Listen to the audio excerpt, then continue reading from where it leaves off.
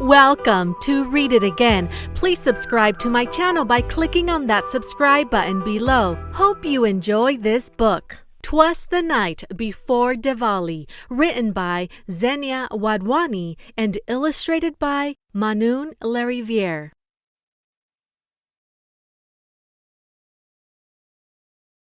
Twas the night before Diwali, and somewhere in the house a little creature was stirring, but it wasn't a mouse. The diyas were plenty, shining ever so bright, a symbol of hope, a guide through the night. Rangoli designs, they covered the floor, and the elephant god stood right by the door. My daddy and dadu were asleep in their bed, while visions of chum-chums danced in their heads. And under the covers my nani slept too. But where was dear Nanu? I hadn't a clue. A full day of making, the mithai were piled high, enough for a village, jalebi, kheer, and rasmalai. The house was cleaned from bottom to top, no sign of a mess, not a drip nor a drop. On the very next day, with laughter and cheer, our guests they arrived, friends and family so dear. Decked out in their finery, bright colors and gold, bindis and bangles on the young and the old. Some chai and samosas to start off the night, then on to the prayers that elders recite. A time to celebrate, an occasion to mark, goodness over evil and lightness over dark.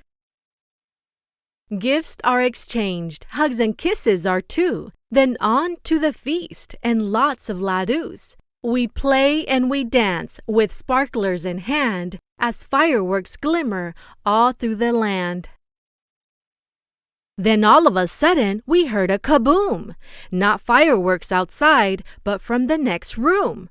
A plate of mithai had crashed near the door, falling here and there and all over the floor.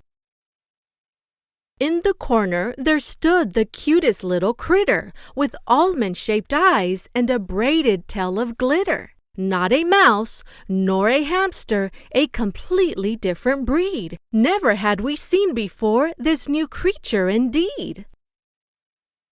"Hello, little one. Will you tell me your name? Where did you come from?" I asked with no blame. Her eyes peeked out, with lashes so lush, and fuzzy blue hair that needed a brush.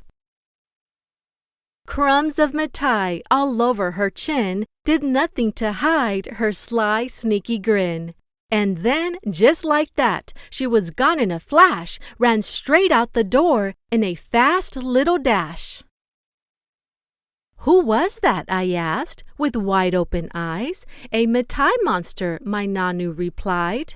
"A what?" I questioned. "There is no such thing." "They're very auspicious," my dadu chimed in.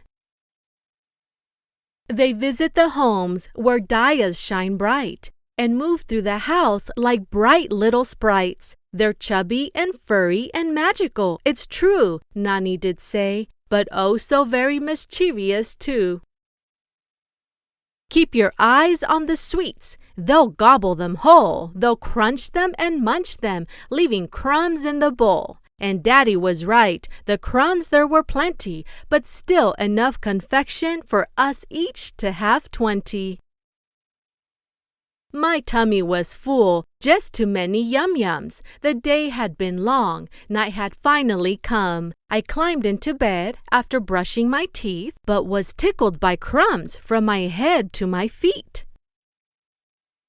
From under the bed, I heard skitter and scatter, so I jumped right down to see what was the matter. On a sticky, outstretched hand, a gulab jamun did lay, a gesture of friendship, and then I heard her say, "May the year be prosperous, may it be filled with light.